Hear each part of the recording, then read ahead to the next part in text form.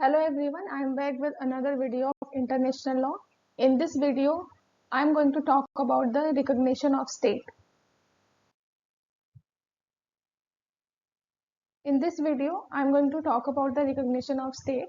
So first of all, हमारा agenda क्या है इस लेक्चर का वो देख लेते हैं. सबसे पहले हम बात करेंगे मीनिंग ऑफ स्टेट पे. One second. Meaning of recognition पे सबसे पहले हम बात करेंगे. फिर दूसरा होगा थियरीज ऑफ रिकॉग्निशन. इसमें दो थियरी हैं, पहली कॉन्स्टिट्यूटिव और एक डिक्लेरेटरी थियरी. फिर तीसरी आएगी मोड ऑफ रिकॉग्निशन. फिर चौथा difference between de facto and D Jio recognition, क्योंकि मोड ऑफ रिकॉग्निशन में डी फैक्टो एंड डी जियो दो टाइप का होता है. फिर सबसे लास्ट टॉपिक जो होगा वो लीगल इफेक्ट ऑफ रिकॉग्निशन क्या होता है, इस पे बात करेंगे. तो चलिए स्टार्ट करते हैं. अब आते हैं, हम समझते हैं कि मीनिंग क्या होती है रिकॉग्निशन की. Recognition is a very important topic of international law. Okay, recognition जो एक टॉपिक है वो बहुत ही इंपॉर्टेंट है इंटरनेशनल लॉ के लिए. इसमें होता क्या है, इसमें ये प्रोसेस क्या है रिकॉग्निशन का.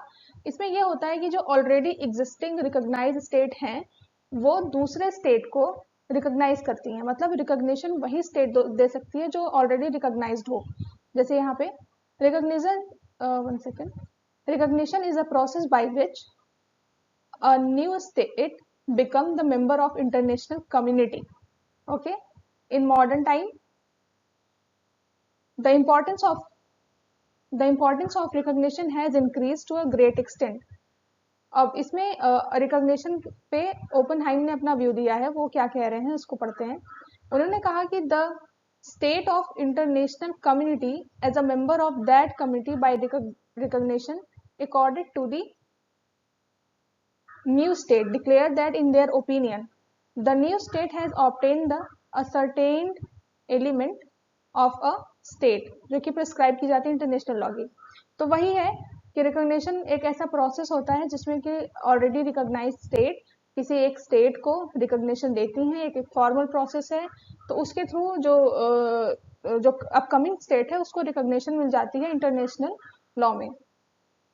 अब फिर यहाँ पे आगे केल्सन ने अपना क्या व्यू दिया है. उनके हिसाब से ऐसे कौन कौन से स्टेट हैं जिनको हम रिकॉग्नाइज स्टेट बोल सकते हैं, जिसको रिकॉग्निशन दी जा सकती है. तो उन्होंने कहा कि सबसे पहले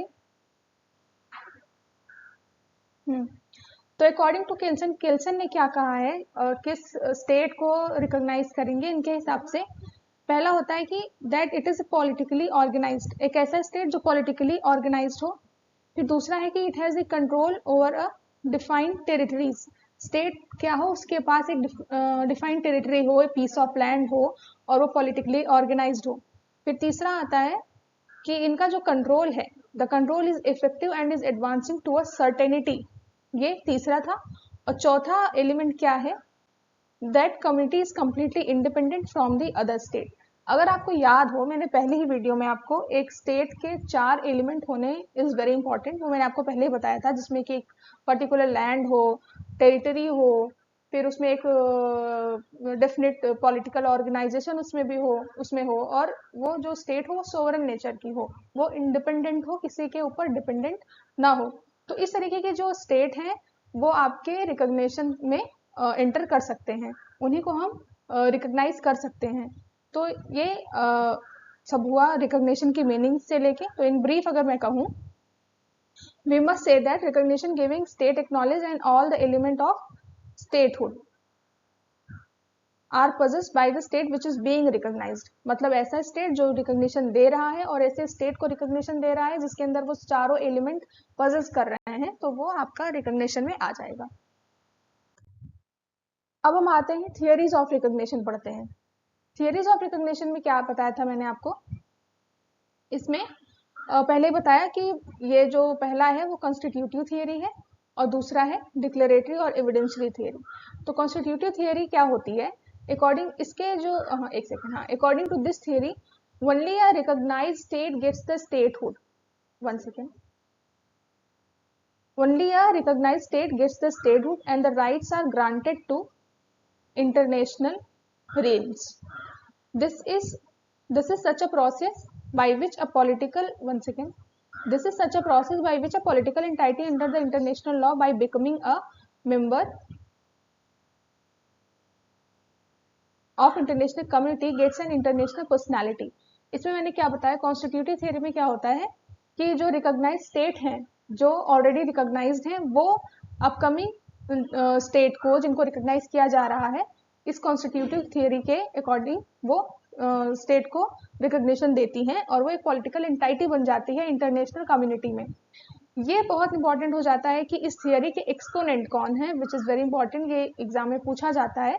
तो इसमें आपको याद रखना है इसमें कि हेगल, एंजेलोटी एंड ओपनहाइम, ये तीन ऐसे ज्यूरिस्ट हैं जो इस थियरी को सपोर्ट करते हैं। फिर जो लास्ट थियरी है वो डिक्लेरेटरी और एविडेंसरी थियरी है।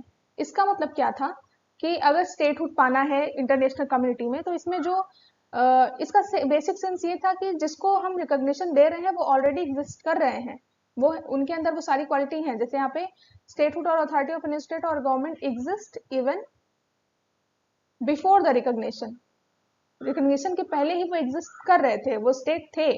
उनको सिर्फ एक फॉर्मल, एक कहते हैं फॉर्मेलिटी के थ्रू उनको रिकॉग्नाइज किया जाता है, जिससे कि वो और इफेक्टिव वे में आ सके। तो यहाँ पे दिया है बिफोर द रिकॉग्निशन वो प्रेजेंट थे, not dependent on recognition, exactly वो रिकॉग्निशन पे डिपेंड नहीं होते। लेकिन according to this doctrine, recognition is a very formal acceptance by which an established fact is accepted. फिर by recognition, one second, by recognition only a declaration is, सिर्फ एक declaration मात्र होता है, एक फॉर्मेलिटी होती है जिसको हम फुलफिल करते हैं। तो वो जो जिस स्टेट को रिकॉग्नाइज किया जा रहा है वो भी इंटरनेशनल कम्युनिटी का एक पार्ट बन जाती है, वो इंटरनेशनल रिकॉग्निशन के थ्रू एक स्टेट बन जाती हैं, उनके अंदर भी सारी क्वालिटीज, सारे राइट्स एंड इम्यूनिटीज आ जाते हैं। अब इसके सपोर्टर कौन है? इसके सपोर्टर में मेन आते हैं Hall, Wagner, Brierly, Pitt, Corbett and Fisher. ये इनके नाम याद करना बहुत जरूरी है। ओके, अब हमने पढ़ लिया थियरीज ऑफ रिकॉग्निशन, जिसमें कि कॉन्स्टिट्यूटिव, डिक्लेरेटिव थियरी हो गई। और इस कॉन्स्टिट्यूटिव के कौन हैं जो सपोर्ट करते हैं? Hegel, Anzilotti, Oppenheim. और डिक्लेरेटरी के Hall, Wagner, Brierly, Pitt, Corbett and Fisher. अब आते हैं नेक्स्ट पे। अब हम पढ़ेंगे मोड ऑफ रिकॉग्निशन, ये हमारा अगला टॉपिक है। मोड ऑफ रिकॉग्निशन में पहला है de facto recognition. De facto recognition which is temporary recognition, ये टेम्पोररी नेचर का होता है। और अगला जो इससे भी इंपॉर्टेंट है वो है डी जियो रिकॉग्निशन, और ये होता है परमानेंट काइंड ऑफ रिकॉग्निशन, ये परमानेंट नेचर का होता है। और इसका पहला वाला जो था वो टेम्पोररी नेचर का होता है। तो इस डी फैक्टो और डी जियो रिकॉग्निशन को हम चार्ट के थ्रू समझेंगे, इससे हमें डिफरेंस ज्यादा अच्छे से समझ में आएगा। तो जो पहला डी फैक्टो है वो कह रहा है कि when the recognition is provisional in nature, जब वो प्रोविजनल दी जाती हैं, डी फैक्टो जो होता है वो प्रोविजनल होती हैं, and can be withdrawn on any easy ground, और इसको किसी भी इजी ग्राउंड पे विड्रॉन कर लिया जा रहा है, तो वो हो जाता है डी फैक्टो रिकॉग्निशन। और डिजियो रिकॉग्निशन जो होता है वो परमानेंट टाइप का रिकॉग्निशन होता है, इसको आप विड्रॉन नहीं कर सकते। एक बार ये रिकॉग्निशन मिल गई तो मिल गई, it is strong in nature as compare to de facto. तो ये इनके अंदर ज्यादा पॉलिटिकल पावर आ जाती है, तो आप ऐसा नहीं कर सकते कि एक बार डी जीरो रिकॉग्निशन मिला तो इसको आप विड्रॉन कर लें। तो पहला डिफरेंस ये हो गया। दूसरा डिफरेंस जब हम पढ़ते हैं तो हमें मिलता है the fact of recognition is there but it is lacking legal support, क्योंकि अब ये परमानेंट तो है नहीं, ये टेम्पोररी नेचर के हैं, तो इनको लीगल सपोर्ट भी उतना नहीं मिलता है एज कंपेयर टू डिजियो रिकॉग्निशन। और यहाँ पे अगर हम बात करें डिजियो रिकॉग्निशन की, तो इनके पास फुल लीगल सपोर्ट होता है, they have full legal support and signifies full statehood and to the recognized state which stands capable of fulfilling its international responsibilities and obligation। तो जब हमने डी फैक्टो पढ़ा तो उसमें लीगल सपोर्ट कम मिल रहा है, और यहाँ पे लीगल सपोर्ट इनको ज्यादा अच्छा मिलता है। फिर नेक्स्ट आते हैं, देखते हैं डिफैक्टो रिकॉग्निशन। जो डिफैक्टो रिकॉग्निशन होता है वो फुल डिप्लोमेटिक रिलेशन होता है। इसमें क्या होता है कि de facto, one second, de facto recognition full diplomatic relations are seldom established, sorry मैंने उल्टा बोल दिया था। यहाँ पे जो डिप्लोमेटिक रिलेशंस होते हैं वो उतने मजबूती से नहीं इनको मिलते हैं। And establish and practice of big nation also support this, that full diplomatic nations are, one second, relations are not established when de facto recognition is granted। इसमें क्या होता है कि जो दूसरे एग्जिस्टिंग स्टेट के साथ जो रिलेशन होता है वो उतना एस्टैब्लिश नहीं हो पाता है क्योंकि de facto recognition होता है। वहीं पे जब de jure recognition दी जाती है तो उनको यहाँ पे फुल डिप्लोमेटिक रिलेशन मिलता है, वो उनके साथ एस्टैब्लिश कर सकते हैं between the recognise state and recognising state. जैसे ए नाम का कोई स्टेट है, वो बी नाम के स्टेट को रिकॉग्नाइज कर रहा है, तो दोनों के बीच में एक अच्छी बॉन्डिंग होती है, एक स्ट्रॉन्ग एक लीगल बॉन्डिंग बन जाती है। तो ये हुआ de jure and de facto में अंतर। फिर दूसरा अंतर ये है कि when a state is given to de facto recognition, state representative is not granted full diplomatic immunities. अब यहाँ पे इम्यूनिटीज भी इनको फुल नहीं मिलती हैं, जो रिप्रेजेंटेटिव स्टेट रिप्रेजेंट जो दे रहा है उनको फुल डिप्लोमेटिक इम्यूनिटीज नहीं मिलती हैं, लेकिन ऑन द अदर हैंड यहाँ पे फुल डिप्लोमेटिक इम्यूनिटीज मिलती हैं जब हम डी ज्योर की बात करते हैं। ये जैसे यहाँ पे लिखा हुआ है, ठीक, मतलब यहाँ डी फैक्टो में आपको डिप्लोमेटिक कम्युनिटीज में इसमें जो स्टेट है जिसको दिया जा रहा है रिकॉग्निशन, स्टेट रिप्रेजेंटेटिव जो होते हैं उनको हम फुल डिप्लोमेटिक इम्यूनिटीज नहीं देते हैं, लेकिन यहाँ पे डी ज्योर में दिया जाता है। अब अगला अंतर क्या है इसमें, जो de facto recognised country can not claim the return of property situated in the territory of recognised state. जिनको डी फैक्टो रिकॉग्निशन दिया जा रहा है वो अपने प्रॉपर्टी का रिटर्न को क्लेम नहीं कर सकती हैं। इसका एक एग्जांपल है the de facto recognition granted to Soviet Russia. Soviet Russia को डी फैक्टो रिकॉग्निशन दिया गया था इंग्लैंड के थ्रू 1920 में। So could not enable Soviet Russia to back its property lying in the possession of England such as ये जो है इनके टेरिटरी का नाम है with the other valuable articles। तो इसमें क्या कहना है कि ये एक एग्जांपल हो गया कि जो जिनको डी फैक्टो रिकॉग्निशन दी जा रही है वो अपने प्रॉपर्टी को क्लेम नहीं कर सकती हैं जिस स्टेट ने उनको डी फैक्टो रिकॉग्निशन दिया है, क्योंकि this is weak in nature और इसको किसी भी टाइम पे विड्रॉ कर दिया जाता है। और उसी जगह पे जब इसका दूसरा अंतर पढ़ते हैं तो हमें देखने मिलता है इसमें जो है इनको एक स्ट्रॉन्ग क्लेम करने को मिलता है कि अगर कोई डी ज्योर रिकॉग्निशन किसी स्टेट को मिल रहा है तो they can claim their own part of the country या पार्ट ऑफ द स्टेट। तो इसमें भी यही है कि Russia could get possession of this archives and other properties lying in the territories of England if extended to Soviet in 1924। Recognition 1924 इसमें भी वही है कि अगर डी फैक्टो रिकॉग्निशन मिल रहा है तो जिस कंट्री को मिल रहा है वो अपने कंट्री के पार्ट को मांग सकती हैं और उनको दिया जाएगा। नेक्स्ट आता है where a claim for return property lying in the other state's possession is made by de facto recognized, it is usually ignored। वही जैसे कि एग्जाम्पल में हमने पढ़ा वही चीज इसमें फिर से दोहरा दिया गया है कि अगर वो अपने प्रॉपर्टी को क्लेम कर रही हैं, स्टेट के पोजेशन को क्लेम कर रही हैं डी फैक्टो रिकॉग्नाइज्ड स्टेट जो होती हैं, तो उसको क्या होता है ना, यूजुअली इसको इग्नोर कर दिया जाता है क्योंकि उनको डी फैक्टो रिकॉग्निशन मिला है, तो उसको इग्नोर कर दिया जाता है क्योंकि उनका जो पावर है उतना नहीं होता। ऑन दी अदर हैंड कोई अगर डी ज्योर रिकॉग्निशन किसी स्टेट को मिला है और तो उनको फुल अटेंशन दी जाती है because they have full power, उनके पास पावर है और वो कभी भी विड्रॉ नहीं किया जा सकता। That is why they are given attention and they can get their property back. अब नेक्स्ट क्या है, as per the Oppenheim official visit to an official dealings the state in relation its additional territory which has been recognized de facto may be kept to minimum or avoided altogether। जो जिन countries को de facto recognition मिली होती हैं उनको क्या होता है कि जो ऑफिशियल विजिट्स होते हैं, ऑफिशियल विजिट्स वगैरह जो होते हैं या फिर कोई डीलिंग होती है एक स्टेट से दूसरे स्टेट की, तो उसको क्या होता है ना कि वो मिनिमम नंबर का होता है, उनको जनरली अवॉइड किया जाता है क्योंकि वो डी फैक्टो रिकॉग्नाइज स्टेट है। और ऑन दी अदर हैंड जब हम डी ज्योर रिकॉग्निशन को देखते हैं तो they are given full attention. De jure recognition extended to an additional territory, additional territory से भी इनको दी जाती है।